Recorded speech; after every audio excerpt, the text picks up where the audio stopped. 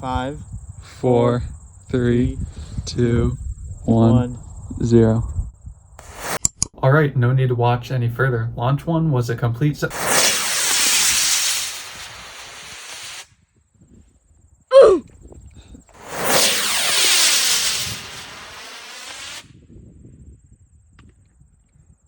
If you can tell this launch didn't go perfectly, let me give some background before explaining why. If you're not familiar, this rocket, Elevate, uses thrust vector control instead of fins to stabilize itself. It stands about 35 inches tall, has a load mass of 660 grams, and is flown on SC's F-15 rocket motors. It's controlled by the EVA flight computer, which I designed this past summer.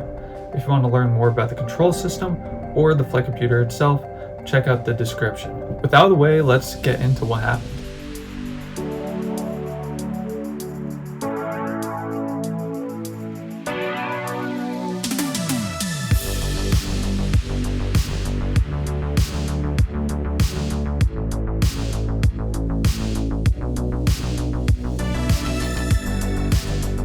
After getting to the launch site, we packed the parachute, created and loaded the pyro charge, assembled the rocket, inserted the igniter into the motor and then plugged it, and finally, launched.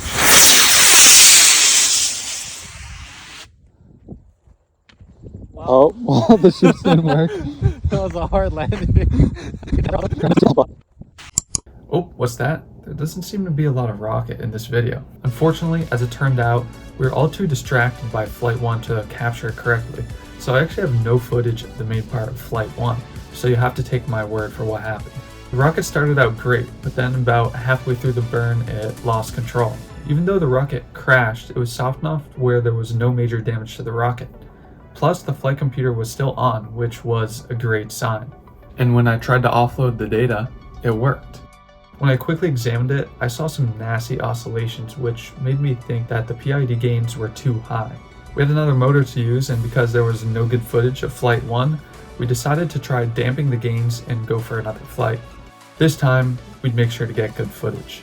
5, 4, 3, 2, 1, 0.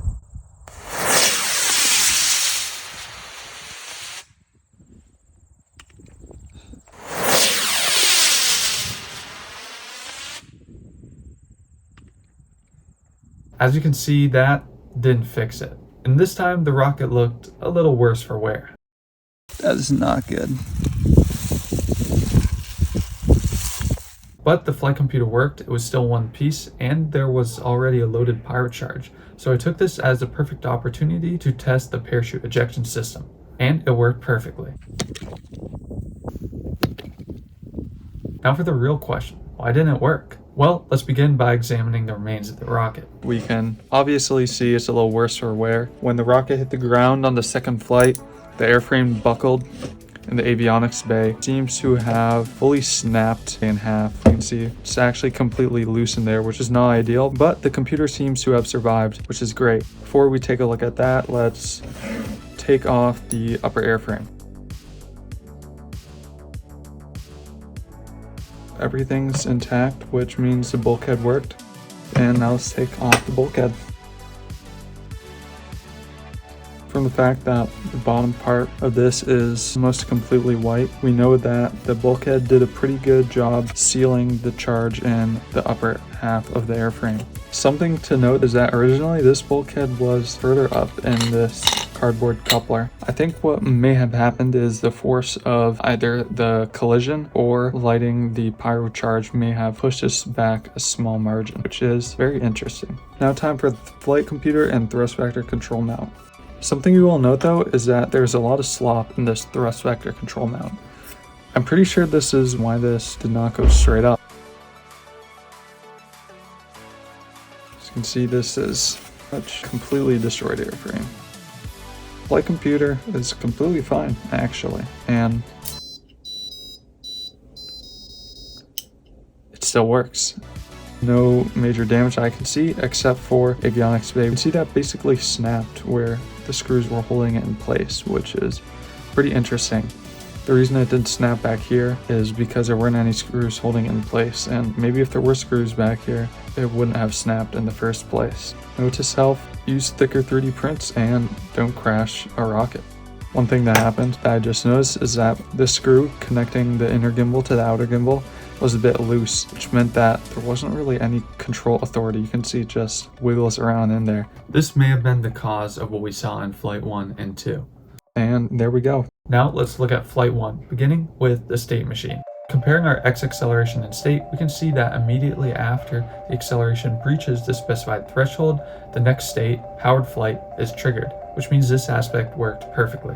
Moving along, we can see that just over 3 seconds after ignition, the motor burns out. This matches up with the acceleration data. We can see that just over 3 seconds after ignition, the acceleration starts to drop off. But why doesn't this trigger the next state, motor burnout? This is for a couple of reasons. The x acceleration has to be less than the threshold for a full 1 second for motor burnout to be detected. This was to prevent motor burnout from being detected preemptively, which was an issue others have faced. Theoretically, this should be fine, but something I did not account for was the rocket flipping upside down. Because the acceleration was in the body axis, this meant that the acceleration jumped back up the threshold and motor burnout wasn't detected until landing. The good thing though is that the rocket was able to recognize landing and not fire the chutes. Now onto the controller. We can immediately see that after launch the TVC mount actuates slightly to account for the slight pitch. This aligns with what we see in the servo data, indicating that the computer at least knows there is error and is trying to correct it. However, around 1 second after ignition, it degrades and we get some really nasty oscillations.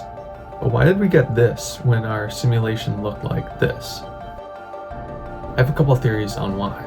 You know that loose screw we saw earlier? I'm pretty sure this happened mid-flight 1, which is why the flight suddenly degraded 1 second after launch. We can see that in the beginning the controller actually worked. Essentially, the control system might have been fine and the gains were never the issue. Some other reasons why this could have happened is a gust of wind hitting it mid-flight, which would explain the spike in Y and Z accelerations, not accounting for slop in simulations, and also the cheap knockoff SG90 servos I had were very slow and inaccurate. And to top it off, we're not getting our orientation data as fast as we should be. Looking at the quaternion data, we can see these steps. For some reason, the sensor update rate isn't as fast as it should be. This is likely a factor of me forgetting pull-up resistors on the communication lines and the fact that the sensor I'm using, the BNO 055, sometimes violates I2C protocol. Coupled together, this is likely why Flight 1 failed. Now, onto Flight 2. Again, liftoff and landing were detected perfectly. However, we still see some of the major state machine issues that plagued Flight 1. Now for the control. We can again see the rocket understands it's not in the right orientation and tries to correct it. However, if my theory is right, that the screw became loose in Flight 1, Flight 2 was doomed to fail from the start. This would explain why there doesn't seem to be any control authority. The rocket just sort of goes to the side. And the thing is, Enrico, one of the people helping me out with the launch, actually might have noticed this, but I thought it was just the normal slop. Is this where's this wiggle coming from? Is this the normal amount of wiggle? That's what I was saying before.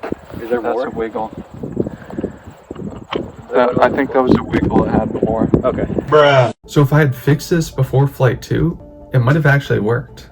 So what needs to be fixed? 1. A thrust vector mount with little slop and more accurate and fast servos. 2. A new flight computer which doesn't forget pull-up resistors. 3. Custom state estimation to avoid data accuracy issues, i.e. a Collin filter. 4. A state machine redesign and software restructure to make it more efficient. And 5. A more accurate system model. Some other things that would be nice are wiggle clips to make accessing the power channels easier and faster, a more durable avionics bay to withstand these crashes, RF communication to get real-time data, and finally a reaction wheel to control roll. Even though these flights weren't perfect, I still consider them a major success because they gave me experience setting up for launch, which will make it faster in the future, and highlighted what really needs to be improved. If there's anything I learned in engineering, it's that few things work on the first try, and if they do, you're probably missing something. I'm going to continue working at this, and hopefully Flight 3 will be just a little bit better.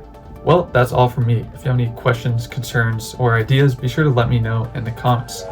Thanks for watching.